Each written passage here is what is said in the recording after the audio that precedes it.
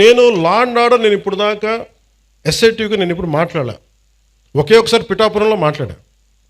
నేను ఈరోజు మళ్ళీ కాకినాడ వేదిక చెప్తున్నా.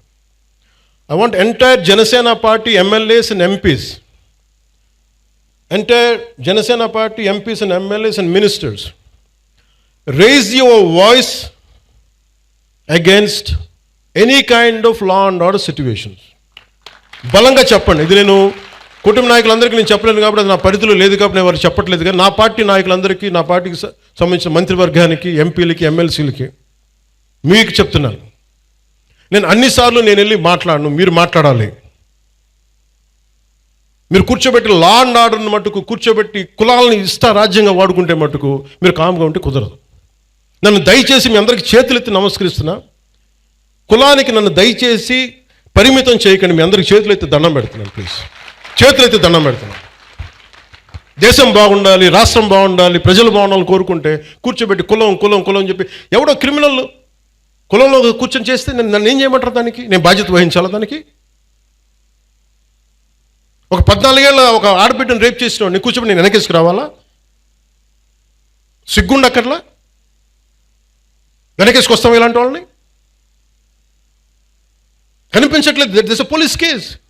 ఆ కన్సర్న్ ఎస్ఐ మీద మనకి సిఐ మీద ఎవరిని వెళ్తాయి కేసులు.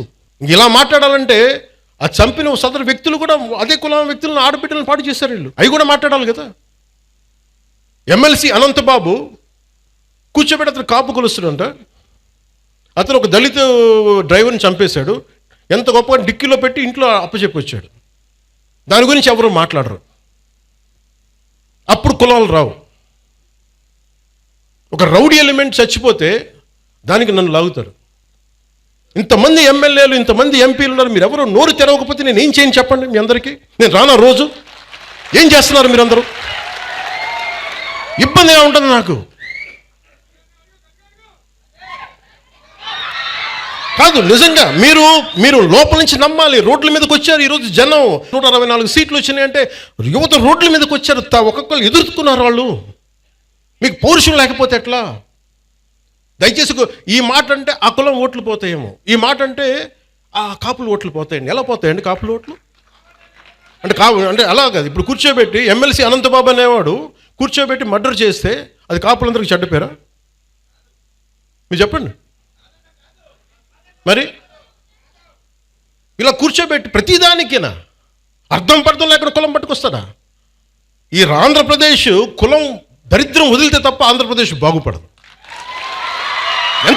ఎంతకాలం పిల్లలు ఇక్కడ ఏమడుగుతున్నారు? భవిష్యత్తు అడుగుతున్నారు. మాకు ఉద్యోగాలు కావాలి, ఉపాధి అవకాశాలు కావాలంటే అవన్నీ ఆలోచించడం వదిలేశారు. ఆ కులం ఎందుకు ఓట్లు పోతాయి? ఏ కులపు ఓట్లను ఎందుకు పోతాయి? మీరు సవ్యంగా పనిచేస్తే మనందరం ఓట్లు ఎందుకు పోతాయి? లా అండ్ ఆర్డర్ని కాపాడితే ఓట్లు పోతాయా? ఇదే చెప్పండి. మీరు మీ గొంతు తెలియాలి వీళ్ళకి.